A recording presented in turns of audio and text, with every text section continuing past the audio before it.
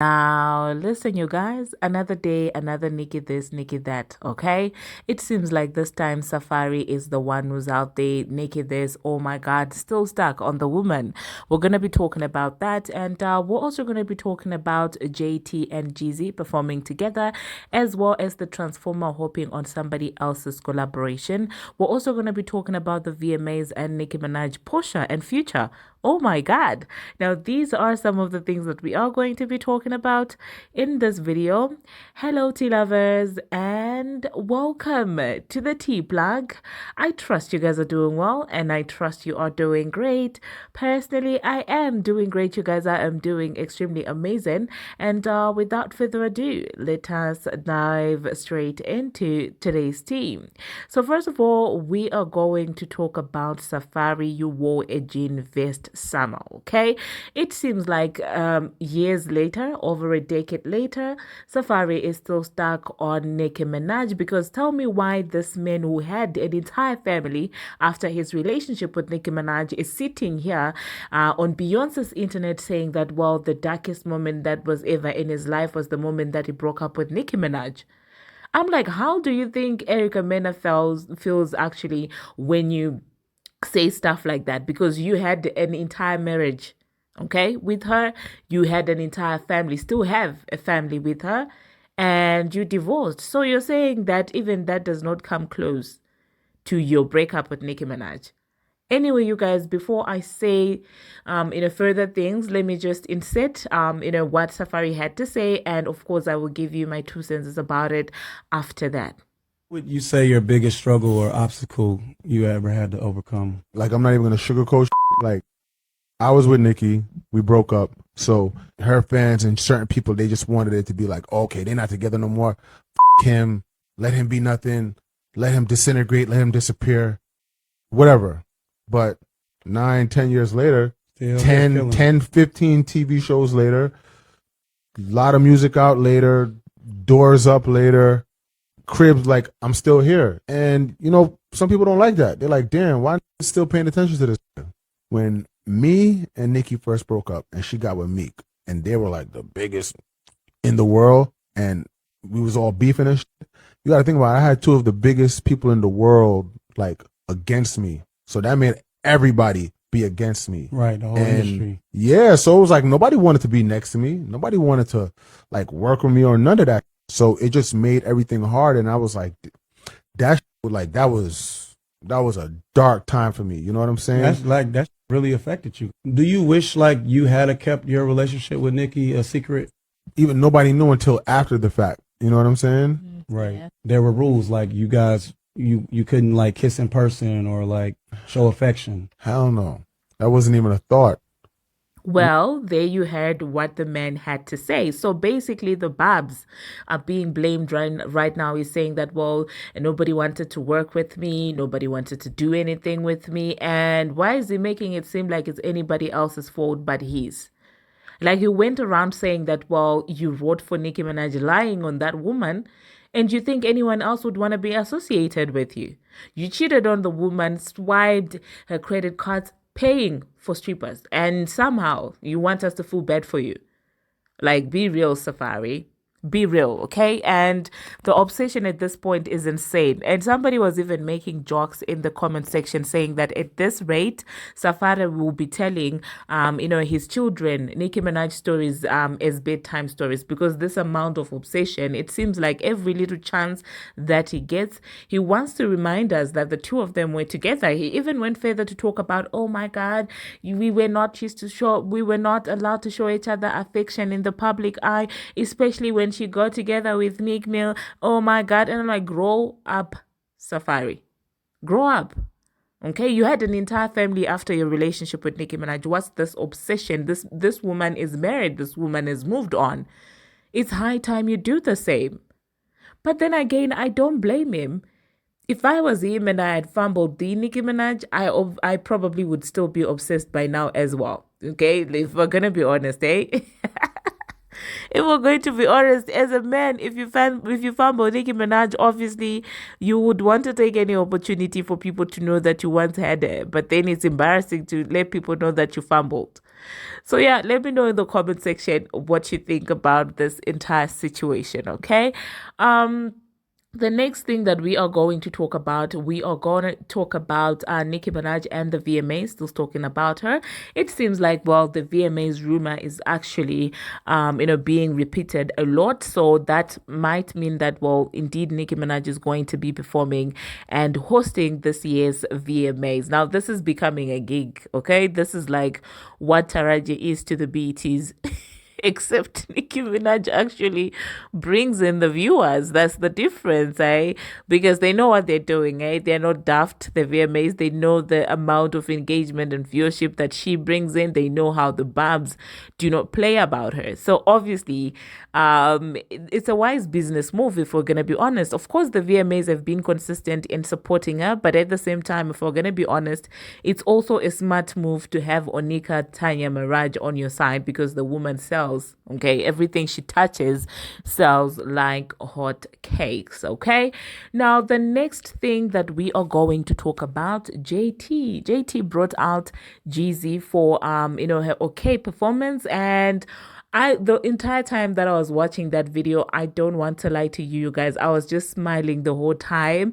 I feel like Jeezy was such a perfect blend for the song, and the way that JT was looking at Jeezy just performing, I was like, oh my God, this is so beautiful to watch. It's such a massive cosign, it's just such a massive stamp on Jetavia's career to have Jeezy on that song, and I'm really happy for her in that regard. Speaking about Jetavia, let us remember that, well, City Cinderella is 10 days away, okay?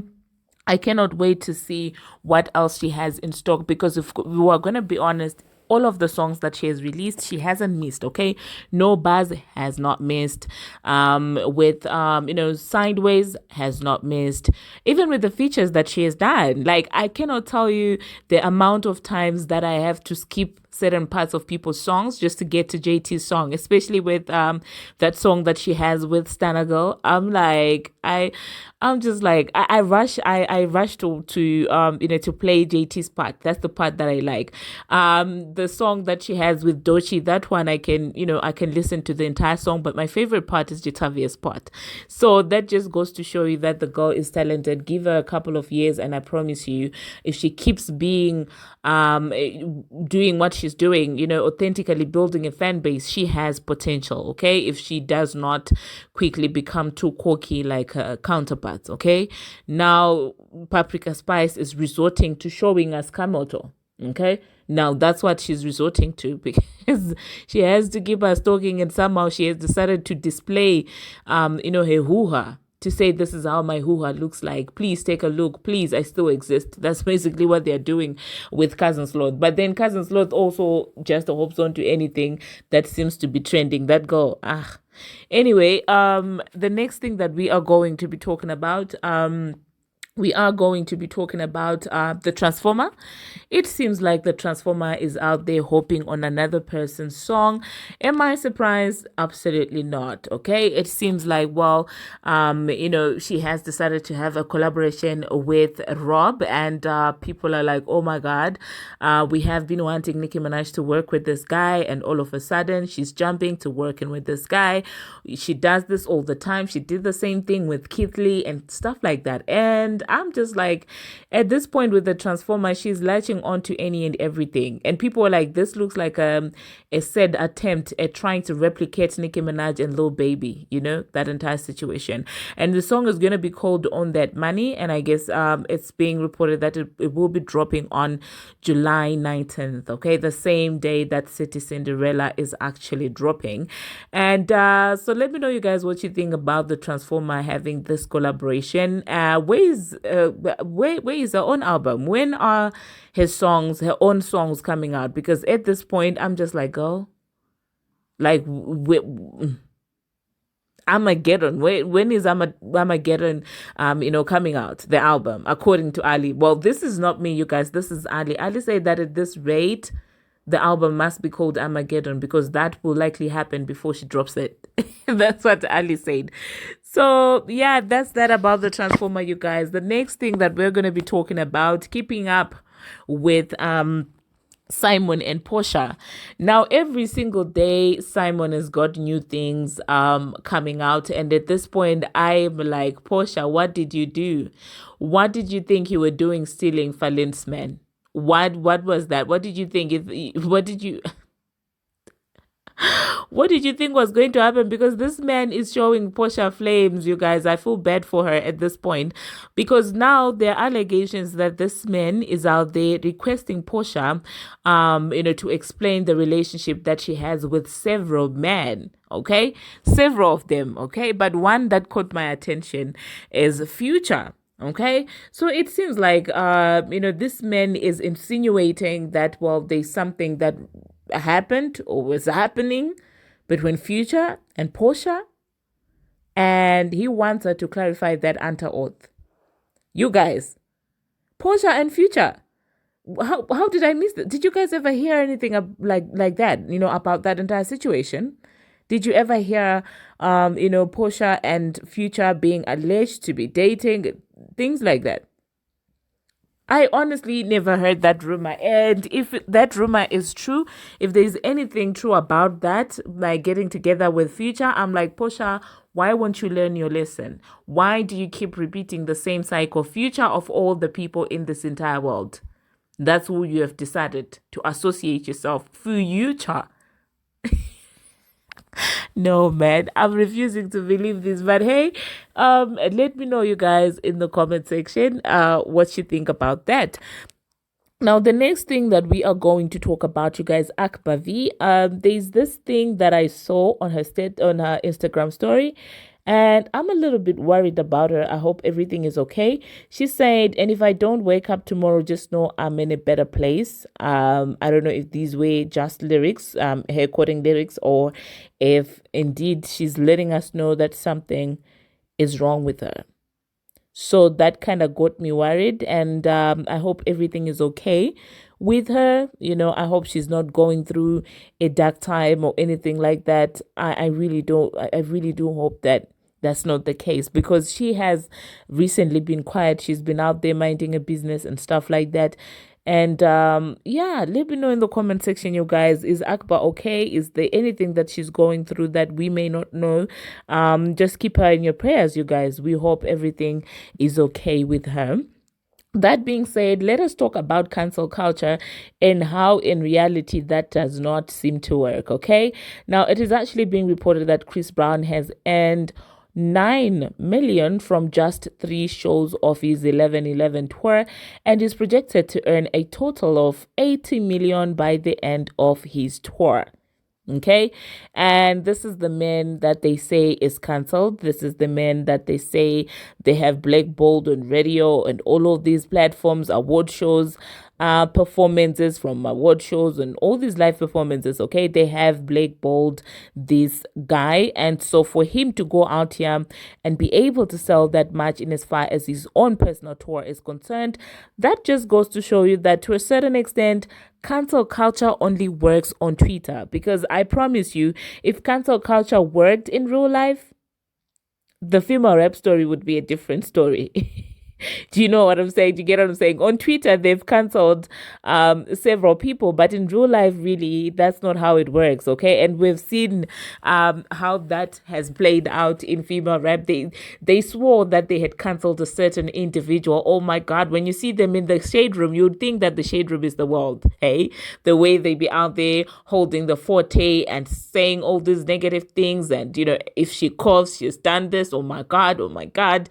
You would think that they rule the world, eh? You would think that they determine who is hot and who's not in the industry. And I feel like that's where a lot of record labels are wasting their money on the internet, trying to get the internet to their side, when in reality, internet people are just good for that, typing. That's what they're good at. And if you think that a music career can be made with people who are just good at typing, that's absolutely insane. You need people who actually go out there and genuinely show support. So that being said, congratulations to Chris Brown for being able to defeat all the odds, against him and stuff like that. Now, the last thing that we are going to talk about, lottery tickets, Big Mama. Now, when I keep on telling you that these girls are nowhere near Nicki Minaj, or these girls are delusional for thinking that, well, they are Nicki Minaj's peer. You guys say that, well, you're being a hater, you're being this, you're being that. But, well, Lottery Ticket's Big Mama has debuted in the bubbling under Hot 100, okay? She didn't even make it to the Billboard Hot 100, okay? Regardless of the song having a video. So now, where are the fans? That is where the question is, okay? Where are the fans at this point? Because you cannot tell me that somebody who has the audacity to think that they should be mentioned when Nicki Minaj is mentioned is out there debuting in the bubbling, under of, Billboard Hot 100. It doesn't make any sense. It doesn't make any sense. What is happening to Lottery Ticket's career? What truly is happening there? Let me know, you guys, in the comment section what you think about Latto debuting in the bubbling bubbling under. She's out there bubbling. And speaking about charts, I forgot to mention that. Did you see that, well, your favorite Watashi Wa Flop Bongo 2, yeah, her songs, you guys, her songs from the album all debuted in the 60s and the 70s and the 80s and stuff like that. And so I'm just like, where are the fans? Because you cannot tell me this is the same person that actually went #1 with a diss track, and that same person can not do well, when it comes to their own songs. Okay, regardless of the songs being album tracks, you can't tell me that all the album tracks are out there debuting in the number 60s, in the number 70s. Like, what's happening to female rap? What is happening? At this rate, this is why no one will be able to touch the queen of rap. I did see Amon Wiggins. It seems like he's back to his flip-flopping ways. He was out there trying to justify Bongo 2's album, saying that it's not a flop. And at this point, I don't know if that man is to be taken seriously. From my own observation, him coming out and saying that Bongo 2's album is not a flop is him setting the pace. It's not like he's out there loving on Bongo 2 like that. It seems like if he's back on the payroll for the Transformer, he's probably coming out to say this just so when the Transformer does equally bad, he can say that, well, I'm keeping the same energy, it's still not a flop, that kind of a situation. So yeah, let me know in the comment section, you guys, what you think about Lottery Ticket, Bongo 2, and all these debuts that are not making any sense. Thank you very much, you guys, for watching, and thank you very much for making it this far. If you have not already, what are you waiting for? Smash that subscribe button and do turn on the notification bell so that you will be notified each and every time that I post. We are on the road to 15,000 subscribers, so please do the needful, especially if this is not your first time joining me. It means that, well, you are loving the commentary, okay? So until my next one, see you.